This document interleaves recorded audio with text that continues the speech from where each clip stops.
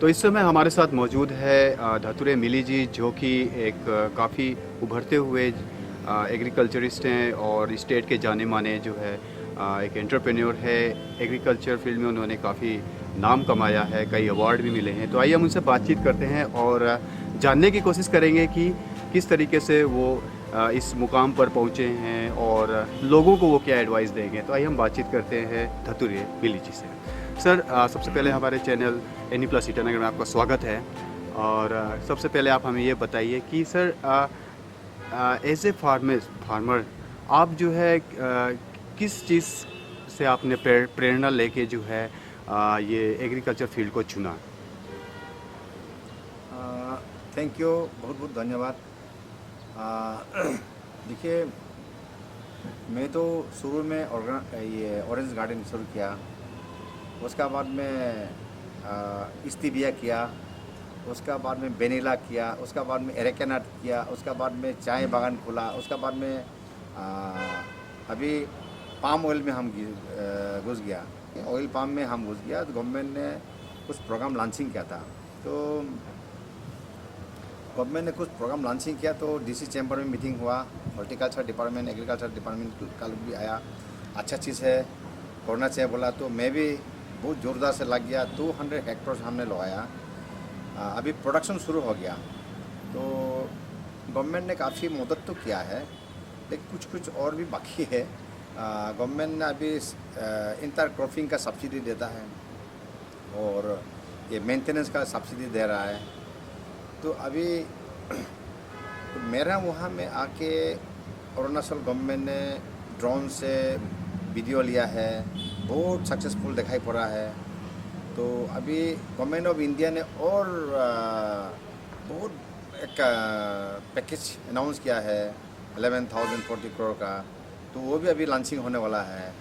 तो ये मोदी सरकार, पेमा खांडू जी का सरकार और ये हमारा ये जो टीम एग्रीकल्चर का है, मिनिस्टर ऑनरेबल MP लोग है, डिप्टी CM साहब, उन लोग फील्ड में उन लोग उतर के करा रहा है। तो इसलिए मैं सोचता हूँ कि ये बहुत ही आगे बढ़ेगा, और क्योंकि क्लाइमेटिकली यहाँ फेवर है। और मेरा वहाँ सक्सेस हुआ, मतलब बहुत सा लोअर बेल में जितना हिल स्टेशन का, जितना ये अरुणाचल का जितना हिल छोड़ के प्लेन एरिया वो सक्सेसफुल होगा। और अभी वो चीज़ अगर हम लोग आगे बढ़ाने सकने से उसमें बहुत सा एम्प्लॉयमेंट जनरेशन हो सकता है। लोग अभी बड़ा बड़ा डिग्री हासिल करने के बाद में LDC, UDC, even wages clerk में भी जाता है, वेजेस माने डेली हाजिरा में भी जाता है। गवर्नमेंट को भी परेशान कर रहा है कि नौकरी चाहिए बोल के। MA BA पास करने के बाद LDC माने ये छोटा मोटा नौकरी तो नहीं कर पाएगा, लेकिन इसमें दुगना चाहिए अभी हम लोग। एम्प्लॉयमेंट जनरेशन इसमें होगा, economic development, sustainable economic development होगा इसमें, सेल्फ सस्टेनेबल इकोनॉमिक डेवलपमेंट होगा। इसलिए ये गवर्नमेंट ने बहुत बड़ा कदम उठाया है। आज भी हम मीटिंग अटेंड किया है, बहुत अच्छा लगा।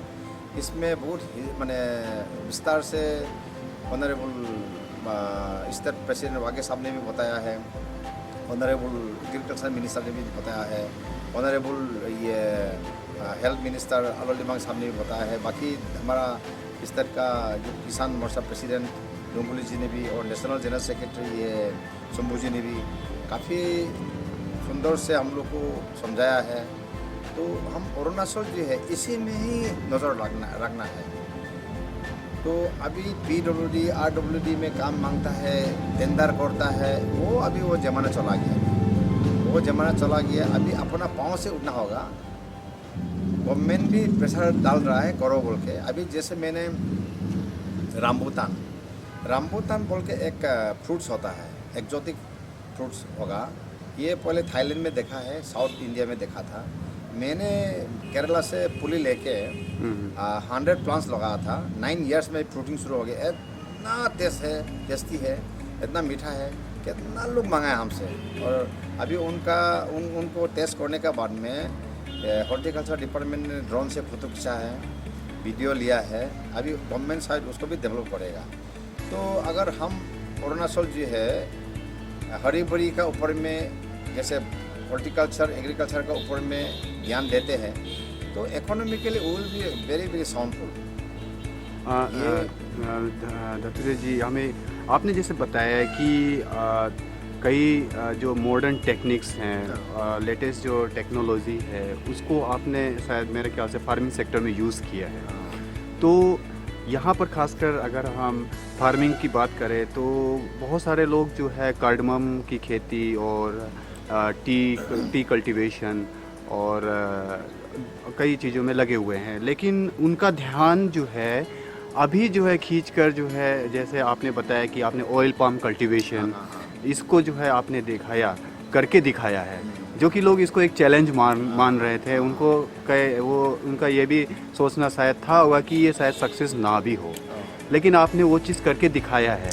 तो लोगों को आप ऑयल पाम कल्टीवेशन के बारे में आप क्या बोलना चाहेंगे, खासकर फार्मर्स लोगों को? ना, लोगों का एक अभी भी एक दौरा हुआ है कि फैक्ट्री नहीं होने से नहीं होगा, क्योंकि ये ऑयल पाम को सूअर को भी खिलाने नहीं सकेगा, गाय गोरू को खिलाने नहीं सकेगा, कोई चीज़ में भी काम नहीं आएगा हम लोग के लिए। अनटिल एंड अनलेस फैक्ट्री नहीं, जब तक नहीं बैठता है, फैक्ट्री बैठने का बाद ही उसका डिमांड बढ़ेगा। और फैक्ट्री एडिबल ऑयल प्रोडक्शन करना हो तो फैक्ट्री बैठाना ही पड़ेगा। तो अभी लोग दोहरा हुआ है कि फैक्ट्री जब तक नहीं बैठेगा तो हम लोग किसको बेचेगा, ये फल एक तो है। तो खासकर हमारी जो युवा पीढ़ी है, हमारे जो यंगर जनरेशन है, काफ़ी लोग अनएम्प्लॉयड हैं और पढ़े लिखे लोग हैं। तो आपने जो करके दिखाया, फार्मिंग सेक्टर जो है अपनाया, खासकर हमारे युवा लोगों को जो है आप क्या मैसेज देना चाहेंगे कि क्योंकि वो लोग तो अनएम्प्लॉयड हैं, लेकिन फिर भी कोशिश तो करते हैं नौकरी की तरफ भागते हैं, कोशिश भी करते हैं, लेकिन सभी को तो नौकरी नहीं मिल सकती है। तो आप फार्मिंग सेक्टर को लेके जो है युवा हमारे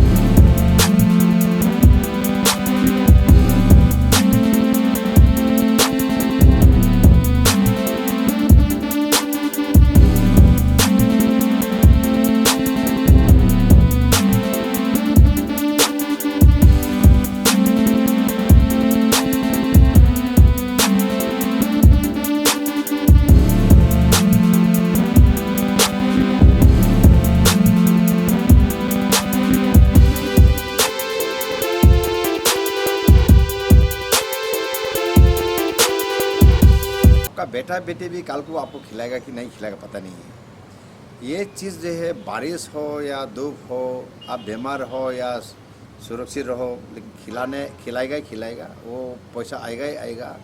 लेकिन गवर्नमेंट को अभी जोर करने पड़ेगा कि ये फैक्ट्री सेटअप के लिए कोई किसी को एनकरेज देने पड़ेगा। इंटरेस्टेड तो हम लोग भी है, हाँ, लेकिन वन गो में काम सब होना चाहिए।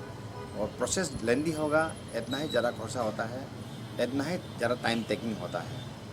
तो अभी मेरा ख्याल से मेरा डिस्ट्रिक्ट में हमने 207 हेक्टर्स प्लांटेशन लगाया, यानी कि ईटानगर का टाउन का आधा या बराबर हो गया, इतना लगा दिया। तो मेरा छोड़ के भी बहुत लोग ने लगाया, लेकिन फैक्ट्री नहीं होने के कारण से आदमी लोग को थोड़ा दिल टूट रहा है। तो अभी मैं तो और भी लगाने के लिए तैयार कर रहा हूँ। 200 हेक्टर कभी 150 हेक्टर लगाऊंगा। तो अभी जो देखा है एम्प्लॉयमेंट भी मेरा काफ़ी है, कभी लोकल आदमी भी काम कर रहा है, कभी बाहर का लोग भी कर रहा है, हमारा वहाँ में जात आदमी काम करने आ रहा है। तो अभी 200 हेक्टर में अगर अपना से मेहनत करेगा, लेबर ज़्यादा नहीं चाहिए, काम करने से इज्जत नहीं जाता है। आदमी लोग ईगो का प्रॉब्लम होता है, दूसरा का सामने में काम करने नहीं मांगता है, दिखाने नहीं मांगता है। हम लोग काम करता है, दिखाता है काम करो, लेकिन आदमी लोग को हम ज़्यादा ये भी देखा है ग्रेजुएशन होने के बाद, पढ़ाई लिखा होने के बाद काम का नाम लेता नहीं है हम लोग। वही एक बीमार है हम लोग के यहाँ में।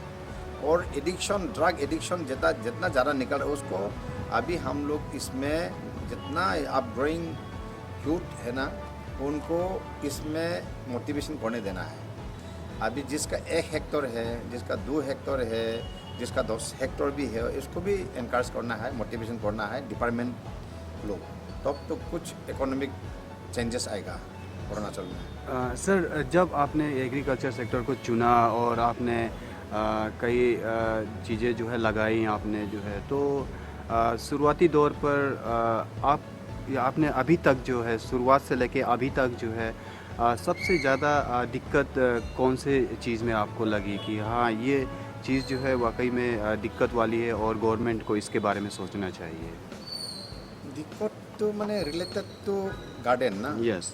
ऐसा है। मैंने अगला 1 साल आगे में चीफ सेक्रेटरी ने कॉन्फ्रेंस रूम में मीटिंग बुलाए थे, मेरे को हमको सेकंड स्पीकर रखा था। उसमें मैंने बोला था गार्डन, अच्छा गार्डन करने के लिए लेबर चाहिए, लेबर रखने के लिए तो फिर सब कुछ सुविधा होने पड़ेगा। 1 नंबर मैंने बोला रास्ता होना ही पड़ेगा, पानी होने ही पड़ेगा, और रास्ता बिजली होने पड़ेगा।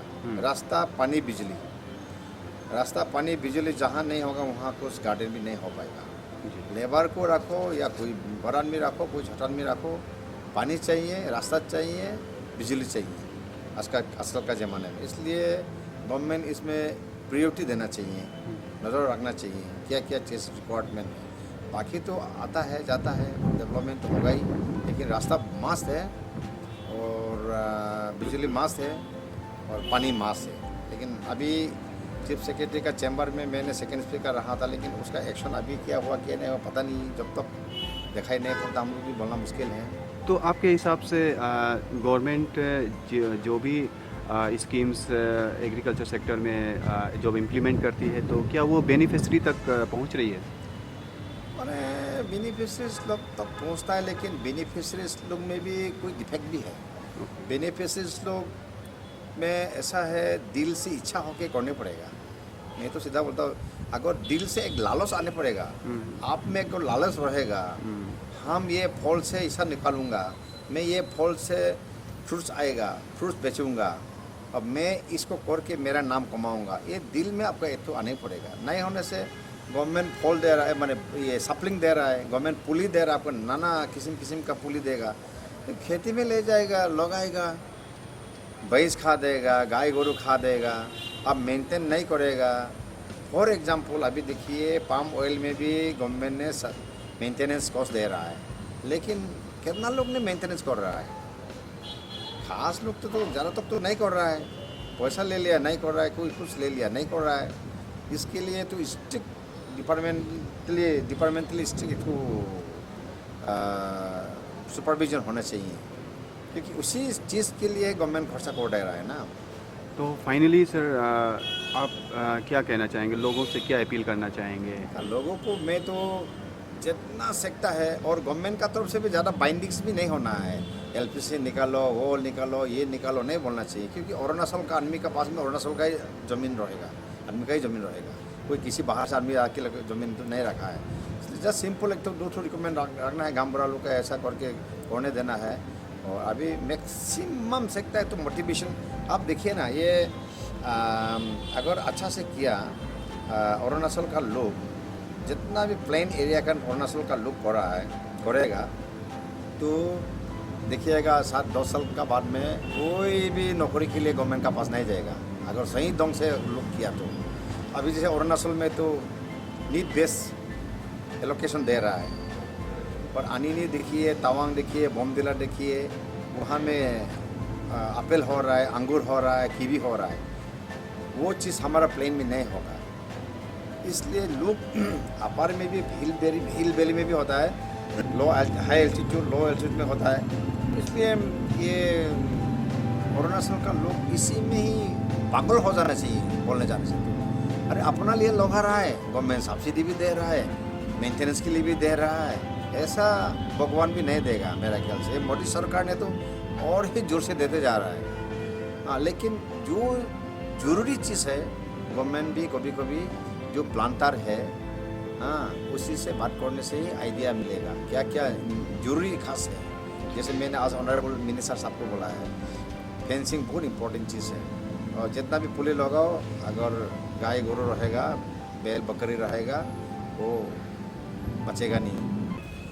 फाइनली मैं ये चाहूँगा, गवर्नमेंट से ये अपील करना चाहूँगा कि कोई भी चीज़ टेकअप करने से आगे में फिजिबिलिटी सर्वे होना है, मस्ट फिजिबिलिटी सर्वे होना है। उसमें फिजिबिलिटी में बोलना चाहूँगा कि रास्ता सुविधा होगा कि नहीं होगा, पानी सुविधा होगा कि नहीं होगा, बिजली का सुविधा होगा कि नहीं, वो एरिया को, हाँ, छोटा छोटा पॉकेट्स में जो करता है वो दूसरा बात है। लेकिन जब जहाँ बड़ा बड़ा प्रोजेक्ट टेकअप कर रहा है ना, उसमें तो गवर्नमेंट बिना तो नहीं होगा। गवर्नमेंट वो रास्ता के लिए भी देख देना है, पानी के लिए भी देख देना है, बिजली के लिए भी देख देना है।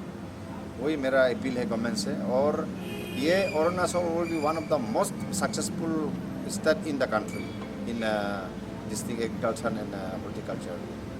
इसलिए ये बहुत आगे बढ़ेगा, ये देखिएगा। और इंटरेस्ट लेने से ही काम होगा। हम लोग तो इंटरेस्ट लेके काम करता है, इंटरेस्ट नहीं लेगा सब फेलर होगा।